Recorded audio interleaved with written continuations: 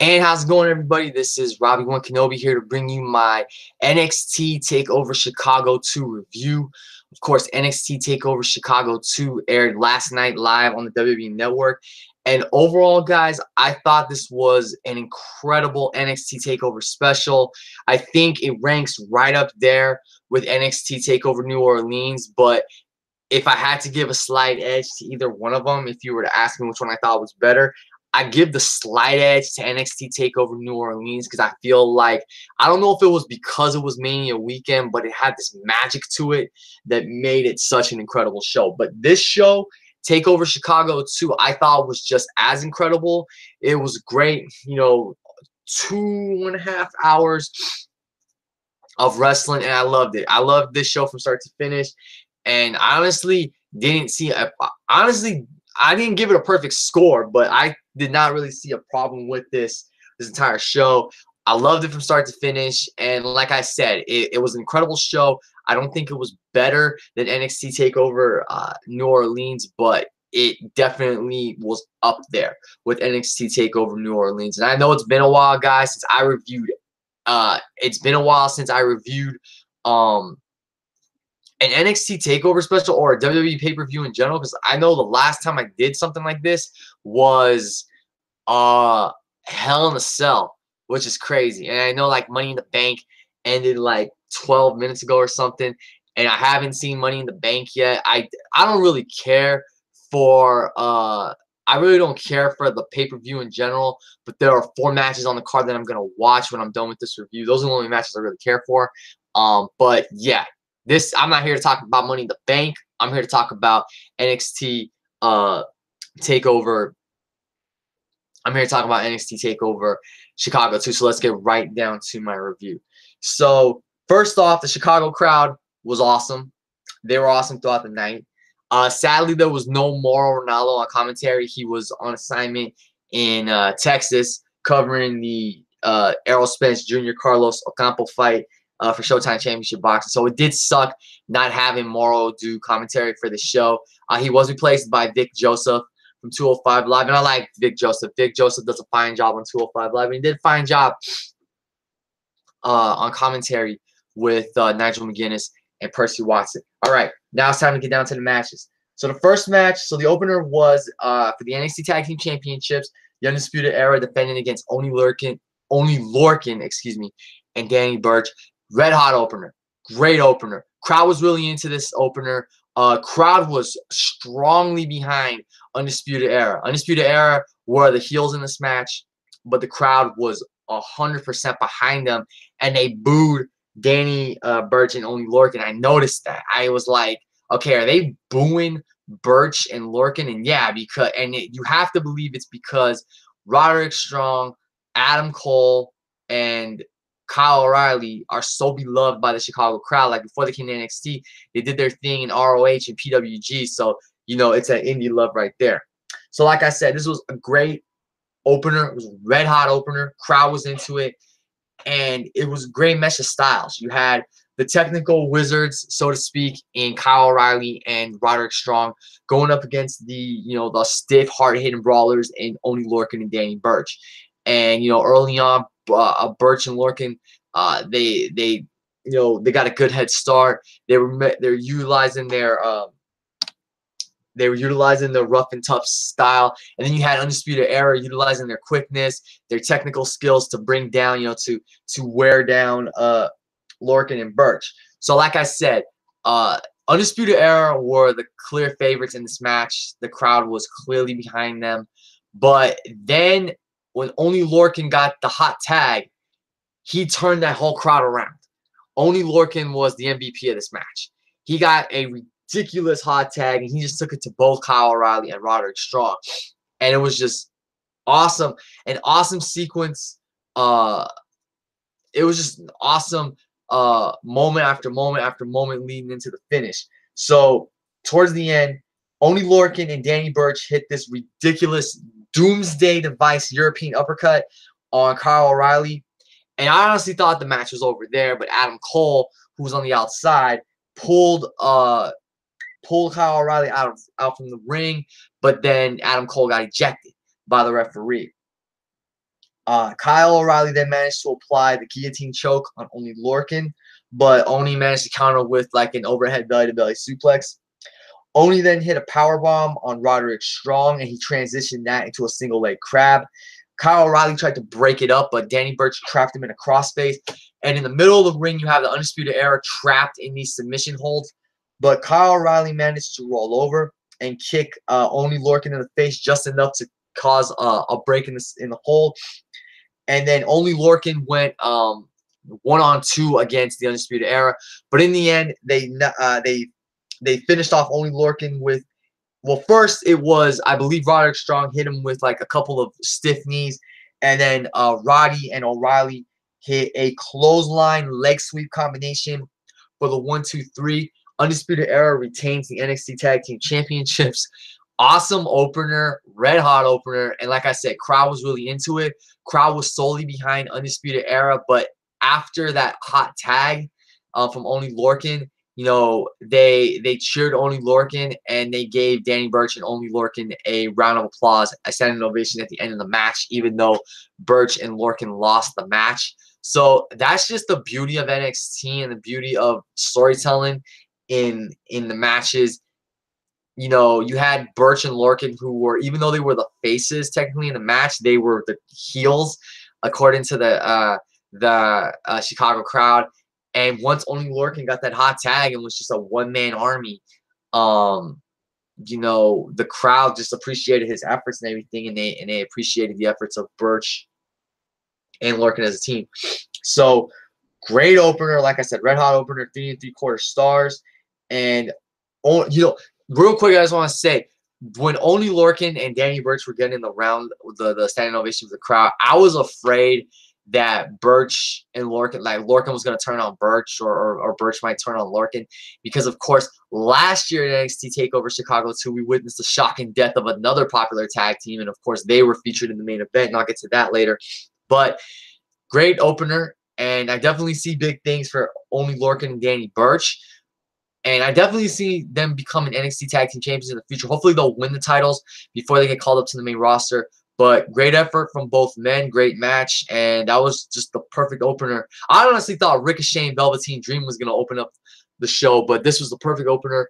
And I just love how the crowd was 100% behind Undisputed Era. But then once Oney Lorcan got that hot tag and he turned the crowd over, that was just awesome. Speaking of Ricochet versus Velveteen Dream, that was the next match, and this was another great match. And this match was awesome. I knew it was going to be awesome, and it was a very unique match because there was some good back and forth action in this match, but the story behind this match, and storytelling is a key theme throughout every match. The unique story that this match told was the whole idea of whatever Ricochet can do, Velveteen Dream can do better. And even if it may have been a botched head scissors or Hurricane Rana, or maybe a botched helo over the top rope, Velveteen Dream was living up to that notion that anything Ricochet could do, he could do better. And these guys just had an awesome match, you know, from start to finish. One thing I noticed, and I really, really liked this, was that you had to stare down between Velveteen Dream, who came out dressed like Hulk Hogan. He had a shirt that said "Dream Still Over," which is a play on Hulk Still Rules. It was like orange tie-dye with the ripped shirt and everything. You have Velveteen Dream and Ricochet, who are staring each other down, and the way they're staring each other down and the crowd's chanting mostly for Velveteen Dream, and they're looking at the crowd and whatnot, reminded me a lot of The Rock versus Hollywood Hogan for WrestleMania 18. It gave me those WrestleMania 18 vibes. So I thought that was awesome. And like I said, this match was great. You had Velveteen Dream once again, you know, rising to the occasion in a high caliber match. You know, in a match of this caliber. And once again, Ricochet proved why he is one of the hottest young talents in NXT and why he's definitely one of the future stars of NXT. You had Velveteen Dream hitting a rolling Death Valley driver off the top rope, which looks sick, or Death Valley bomb as they were referring to it throughout the match. Ricochet tried to do a superplex from the apron onto the floor, but it was the Velveteen Dream who countered and ended up hitting his own suplex from the apron onto the floor. Dream then went for his it's that Sister Abigail style spike DDT, but Ricochet countered, but then Dream actually managed to hit spike DDT. Ricochet then hit his own Death Valley Bomb, followed by the Purple Rainmaker. So these guys were one-upping one another by doing the other's signature and finishing moves, which is really cool. Ricochet then went for the 630, but then he realized that he was so far away from Velveteen Dream that if he tried the 630, it probably wouldn't work. So instead, he goes for this ridiculous shooting star press from literally halfway across the ring, and Velveteen Dream managed to get his knees up. And I honestly thought with the impact of that move, that counter and everything, that Velveteen Dream was going to win the match there, but Ricochet managed to kick out.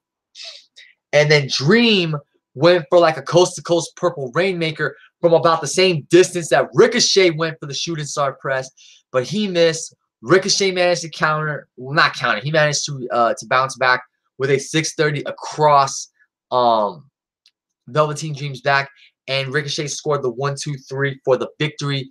Great match. Once again, like I said, Velveteen Dream, he rose to the occasion in a match of this caliber, and Ricochet proved why he's undoubtedly the future of NXT. Like I said in my NXT TakeOver Chicago 2 predictions video, and I do apologize for the quality of that video because I had allergies acting up, and there was some things I wanted to say that I didn't get a chance to say because I was trying to just finish that video because I was feeling a little under the weather and I didn't want to sneeze while filming the video. But like I said, had Velveteen Dream won this match, it wasn't going to hurt Ricochet because Ricochet is already established as a top star. And had he, you know, lost to Velveteen Dream in this fashion in a great match of this caliber, it wasn't going to hurt him because he's well established, and one loss to someone of Dream's caliber wasn't really going to hurt him. So I could have seen Velveteen, like I said, I predicted Ricochet would win, and he did win, but I did see that there was a chance that Velveteen Dream could win because of their, you know, how well established they are in NXT. And they're definitely the future of NXT. And once again, Velveteen Dream just continues to impress me when he rises to the occasion in a match of this caliber. He definitely deserves to win the NXT Championship before he gets called up to the main roster. And what I said in my predictions video is my dream scenario for Velveteen Dream is him to get a shot at the NXT Championship against Aleister Black at NXT TakeOver Brooklyn 4 and win the championship there. And I kind of spoiled what the result of the NXT Championship match was, but I will get into that in a little bit. But great match. Definitely looking forward to seeing more of these guys. And I think at this point, I think at this rate, it's time to either put the NXT North American title on Ricochet or maybe start building him up toward the NXT Championship. But great match. Again, I loved the whole Hogan Rock WrestleMania 18 vibes from before the start of the match, with both the guys looking at the crowd and listening to the crowd chant. And Velveteen Dream in his Hulk Hogan attire was awesome. Dreamomania as it was being billed on social media. And Deluxe Man brought up the fact that the pants, the design looked like Prince Puma's pants, which is ironic because Ricochet, of course, is Prince Puma. So great match. Loved it. The two coast-to-coast spots were insane, and it was a great match. You know, I figured it was going to be a great match, and it was a back-and-forth match, but what I thought made it great was Dream trying to prove he could one-up Ricochet, and Ricochet just going out there and proving why he's the one and only. Next, we had the NXT Women's Championship match. Shayna Baszler defending against Nikki Cross. This was a good, fun little match with the unique story of Shayna Baszler, you know, or excuse me, Nikki Cross playing her little psycho mind games with Shayna Baszler. And you know, from the beginning of this match, it was all about mind games. And Shayna Baszler mainly dominated Nikki Cross throughout this match. Nikki did get in some offense, but in the beginning, Nikki was like just begging and begging Shayna to lock her in the Kirifuda clutch. I didn't know what they called it until last night when I saw the name of the move on Twitter. But it was a good, fun match for what it was. It wasn't anything special, but again, the storytelling was what made it unique. And the storytelling was basically Shayna Baszler beating down Nikki Cross. Nikki Cross loving, you know, the beat down and the pain and everything. And Nikki eventually trying to beat Shayna Baszler. But in the end, Nikki managed to Shayna managed to make Nikki pass out to the Kirifuda clutch. And what was unique about that ending was, as Nikki's in the submission hold, she's trying to fight it, and then she gets this Joker-like smile on her face, and then a few seconds later, she just passes out. So it's like she accepted her fate the way she knows best, and then that was pretty much it. So it was a good, fun match for what it was, but like I said, it wasn't anything special because it was mainly Nikki getting dominated. Like, Nikki was getting dominated, but Nikki did mount a comeback. But what stood out the most was Nikki's smile, that grin when she was locked in the Kirifuda clutch, and she pretty much knew she was done. So Shayna Baszler retained her NXT Women's Championship. After the match, Nikki Cross smiled again. Even though she lost, she smiled again.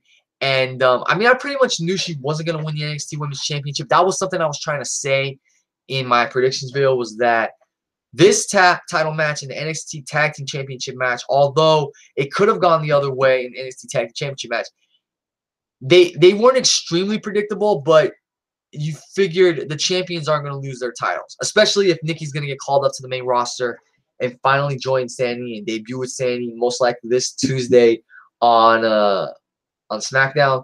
But yeah, like with this one, the whole situation was, well, we can't really put Kairi Sane against Shayna Baszler yet, because they're probably going to do that at NXT TakeOver Brooklyn 4. So they went with the next best challenger, which was Nikki Cross. Even though, like, there wasn't really any chance of Nikki Cross winning the championship, which is not a slap to Nikki's caliber or anything. She's a great wrestler. It's just like, you know, pretty much you knew Nikki wasn't going to win. Like, you think it's either going to be Dakota Kai, Bianca Belair, or Kairi Sane that ultimately throws Shayna Baszler. But this was a good, fun match for what it was. And yeah, pretty much this was Nikki Cross's send-off from NXT to the main roster when she debuts with Sandy on SmackDown Live. After that, we had the NXT Championship match. Aleister Black defending against Lars Sullivan. This was a great match, and like, I really didn't know what to expect from this match, but this was a great match. And again, storytelling was key to this match because it was all about Lars Sullivan's dominance and this monstrosity going after Aleister Black in the NXT Championship. And the question of, could Aleister Black actually beat, you know, Lars Sullivan, despite the fact that Lars Sullivan has neutralized the Black Mass twice. And right off the bat, you know, Lars Sullivan established his dominance against Aleister Black. At one point, you know, right at the start of the match, Aleister Black went for a Black Mass, and you know, Lars Sullivan caught him again, neutralized it, went after him. Aleister Black went for a moonsault onto the outside, but Sullivan caught him and dropped him face first onto the apron. And from there, Sullivan was just manhandling Aleister Black. Like, at one point, he was hitting him with these punishing forearms to the side of the neck, and got him into the stretch muffler, which is pretty much the Brock lock. But Aleister Black did manage to counter that, and he managed to counter the freak accident into a spike DDT. Aleister Black then did mount a comeback. So he was using his martial arts strikes and his speed to ultimately start bringing down Lars Sullivan. But then Lars Sullivan caught him with a power slam on the apron and just derailed everything. You know, Lars Sullivan looked like a freaking beast in this match, and he is a legit monster. He is a legit beast, and NXT has built him so well.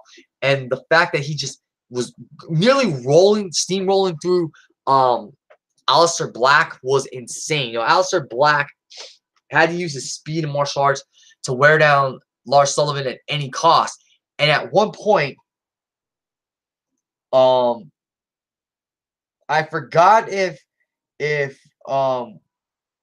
Sullivan hit, if he actually did hit a a freak accident. But what happened was, and I'll remember this, was Aleister Black managed to hit a black mass, but it looked really botched. I can't tell if he barely hit Sullivan on the back of the head, or he hit him in the mouth, I think, and he busted Lars Sullivan in the mouth from that botched black mass. But in the end, Aleister Black managed to hit 2 more successful black masses that ultimately put Sullivan down enough for Aleister Black to get the 1-2-3 and retain the NXT Championship. So I really enjoyed the storytelling of this match, just because, you know, like I said, it could have gone either way. Lars Sullivan could have won the championship because of how well they built him up as a monster, or Aleister Black could have retained, and that's what ultimately happened. And it was just a case of, how is Aleister Black going to retain when Lars Sullivan has taken away his best weapon? Well, he managed to find a way to utilize that weapon twice, 3 times technically, even though the first time he utilized it, it was botched. Excuse me. But in the end, Lars Sullivan, it took 3 black mass spinning heel kicks in total, but Lars Sullivan went down eventually. And Aleister Black is new. Well, not new. He retained his NXT Championship. But speaking of new champions, I definitely see Lars Sullivan being NXT Champion in the future. Him, Ricochet, and Velveteen Dream all need to win the NXT Championship before he can call up to the main roster. I see them all being future NXT champions. And based on all their performances in their respective matches last night, they definitely will be NXT champions. So, great match. Was really surprised with how well this match was. I mean, like, I didn't expect it to be a bad match, but this match was just great, and I really enjoyed the storytelling of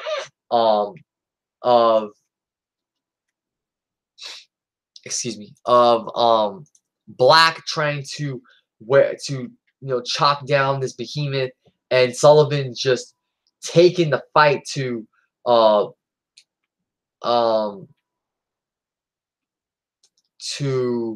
Aleister Black and pretty much dominating him and almost beating him for the championship on a couple of occasions. Just seeing Aleister Black and manhandle like that was crazy, but great match. And once again, like I said, storytelling was key to this match, and storytelling was key to the whole show and all the matches on the show.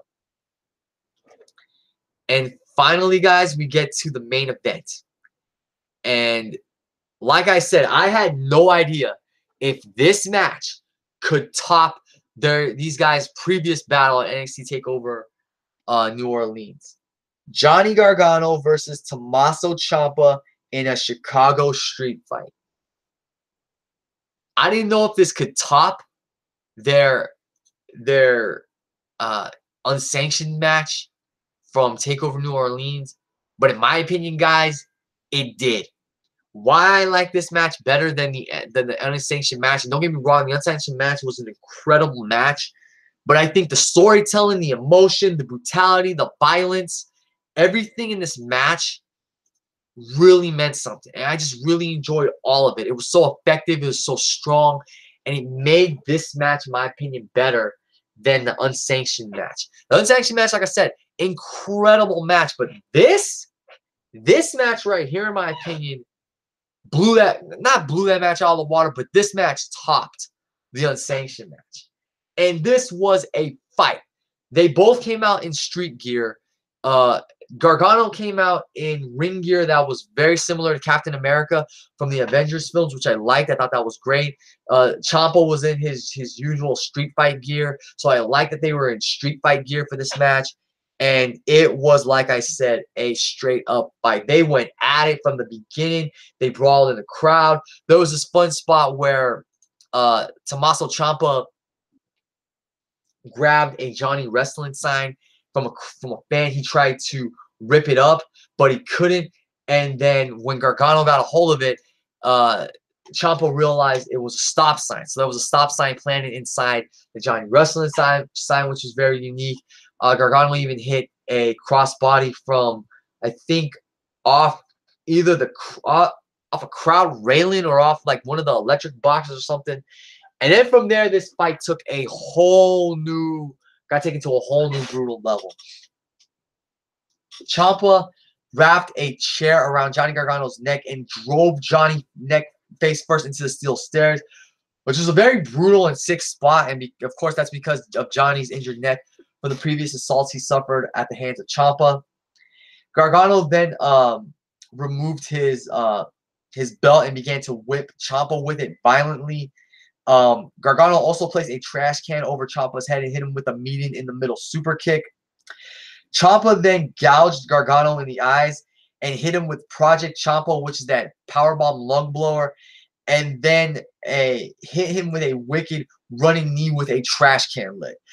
The spots these guys did was brutal, sick, sadistic. This is what I think the Chicago Street Fight was better than the unsanctioned match. It was just a violent, all-out war. You know, it just really highlighted the animosity between these guys, how much they hate each other, why Ciampa is such an incredible heel, the best heel in both WWE and NXT. And it just goes to show you everything, you know, just the incredible storytelling from last year, everything that happened from last year to now. So this was the ultimate payoff in a sense. Ciampa hit the white noise, which was called, oh God, I forgot what it was called. It was called something, but he hit a white noise onto the steel stairs. So Ciampa hit the white noise onto the steel stairs. Gargano tried a slingshot crossbody over the top rope, but Ciampa cracked him in the face with the trash can lid. And I think he drew some blood from Johnny Gargano as a result of that, because he legit smacked Johnny Gargano in the face with that. It wasn't like he hit Johnny in the side of the body or anything. He legit hit him in the face with the steel trash can lid. But Gargano managed to bounce back. He attacked Ciampa's injured knee with a steel chair. Gargano then... Okay, so then we get to one of the best spots in the match. So Gargano is down. He's out. He's beaten. Ciampa's just kicking the crap out of him. Ciampa takes him back to the stage where this whole thing began, where DIY ultimately died. He throws Gargano into the electric stage. He then takes him over to the part of the stage where he did the white noise the first time through a table. He removed Johnny Gargano's wedding ring and he spit on it and he threw it into the crowd. After that, Gargano managed to put Ciampa through the table with the white noise. So it was poetic justice. It was deja vu, so to speak, but it was poetic justice. And then Ciampa was complaining about a serious neck injury, and EMTs and whatnot put him on a stretcher. And while they put him on the stretcher, Johnny Gargano is sitting there in like this trance, kind of like what happened when Ciampa put him through the table with the white noise and everything, and he was being stretchered out. So then Gargano's looking at his finger. He's not wearing his ring. He doesn't feel satisfied. He still feels like there's something missing. So he goes after Ciampa. He beats down the EMTs and the security. He gets Ciampa. He takes Ciampa off the stretcher. He returns Ciampa to the ring, applies the Gargano escape, and Ciampa does tap out, but there's no referee because the referee of the match got knocked out by Gargano when Gargano wanted to get back at Ciampa and bring him back to the ring, excuse me. So after that, Gargano handcuffs Ciampa and hits him with a succession of super kicks. And then Gargano, by becoming what he wasn't trying to becoming what Ciampa ultimately became, his emotions and his anger and his temper got the best of him, because while Gargano was trying to finish Ciampa off, Ciampa hit him with a DDT on the exposed wood of the mat, because earlier in the match, Gargano or Ciampa removed can't talk right now, excuse me. Ciampa grabbed a pair of bolt cutters, and I'm thinking, what's he going to use bolt cutters for? And he cut part of the ring. He cut off part of the strings, whatever, that keep the ring attached, and he removed the padding of the ring so that there was just exposed wood because he was trying to do the white noise onto the exposed wood to finish Gargano off once and for all. But what happened was Gargano caught up in the moment and everything, got DDT'd by Ciampa onto the wood, and Ciampa pinned him, and Ciampa shockingly got a 1-2-3.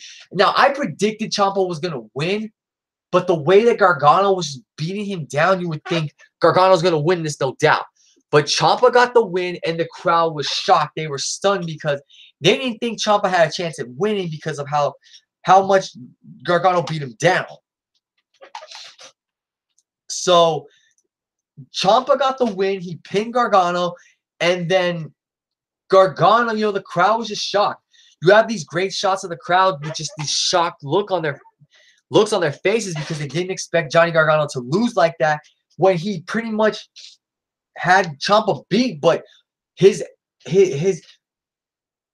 temper, his anger, and everything got the best of him because ultimately he was becoming what Ciampa's become, and that came back to bite him in the ass, and that's just brilliant storytelling right there. So Ciampa managed to survive. He barely survived. He found the right opening. He took advantage of it, and that was it. And because of that, guys, I got a feeling there will be a rubber match. And if there is a rubber match, it needs to be one of these three stipulations. Last man standing, I quit, or hell in a cell. It needs to be one of those three stipulations for the final chapter between Johnny Gargano and Tomasso Ciampa, because I feel like this isn't over. With everything they did in this match, it warrants a rubber match. And like I said, it needs to be either a last man standing match, an I quit match, or a hell in a cell match.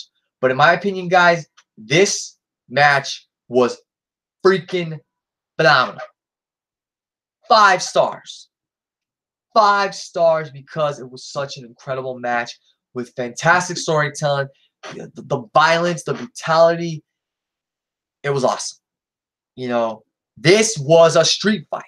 And with everything that happened last year in NXT TakeOver Chicago and everything that's happened between Gargano and Ciampa since then, this was awesome. This was what the Chicago street fight needed to be. It wasn't a wrestling match. It was a fight. And everything that happened in this match warranted a Chicago street fight. And it was perfect.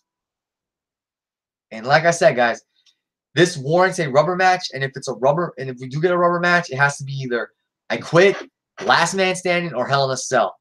But I don't know if they're going to be able to top. Like, we all wondered if they would top the unsanctioned match. And in my opinion, this Chicago street fight did top that match. Now we will need to see if they can top this match with the rubber match. And I don't know if they can top the Chicago street fight because this Chicago street fight was just incredible. I didn't see a single thing wrong with it. The ending was unexpected, even though I predicted Ciampa was going to win. And it wasn't because of interference from EC3, which I was happy with. I was fine with because it needed just to be between Gargano and Ciampa. But this isn't the end between Johnny Gargano and Tomasso Ciampa. This further enhanced their story, and I loved it. And I really don't know what much else to say, guys. I mean, that Chicago street fight was just fantastic. So overall, I'm going to give NXT TakeOver Chicago 2 the same score I gave NXT TakeOver New Orleans, even though I didn't review the show on my channel, and that's an 8.75 out of 10. An incredible show with a fantastic main event that was just it surpassed everything I expected it to be. I didn't know if it was going to surpass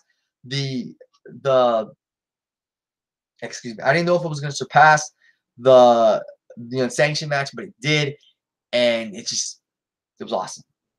So with that said, guys, I'm going to end this review because I really don't have much else to say, and my allergies are acting up again. And I feel like I'm kind of rambling, and I don't really want to ramble when it comes to these videos. I really want to make sure I say everything that I got to say. I do want to give a shout out to Hassan the Mighty, who was in the live chat as I was doing this live. And what's up, Hassan? Twisted Bliss blueberry ice cream on the house. Yeah, because that's the ice cream flavor I came up with for Alexa Bliss for the Women's Revolution. He says I should watch ROH because it has great matches. Well, I would watch ROH if I got the channel. I don't know what channel offers ROH, so that'll come when the time is right. And he hated WrestleMania 34. Yeah, WrestleMania 34 was good for the most part, but then it was just like that last hour, hour and a half just dragged, and it just went downhill from there. Other than a very good but disappointing match between AJ Styles and Shinsuke Nakamura for the WWE Championship. All right, guys, so I'm going to end this review because I feel like I'm rambling, and I don't want my videos to be me just rambling. I want them to be strong reviews or opinion pieces and whatnot. So thanks to everybody. So thanks, Hassan, for being in the live chat. Thanks to everybody who watches and listens to this after I finish recording it. Leave your comments down below. Tell me what you thought of NXT TakeOver Chicago 2. Did you like the Chicago Street Fight? Did you think the unsanctioned match was better? Do you think this show was better than NXT TakeOver New Orleans? Personally, I think New Orleans was better by a slight bit.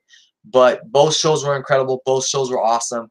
And, yeah, I bet Money in the Bank had a hard time trying to top this. So I'm going to end this review, guys. Thanks for watching and listening. Robbie1 Kenobi signing off. Make sure to check out my channel, support my content and everything. And if you want to see me write for WWE and make it a better product, remember to use the hashtag #PleaseSignRobbie. Tweet that to Triple H, Stephanie McMahon, Vince McMahon, everybody who works at WWE. Tweet them my videos with that hashtag, and let's try and get me into WWE. So thanks for watching and listening, guys. This is Robbie1 Kenobi signing out. I'll catch you guys later. Peace.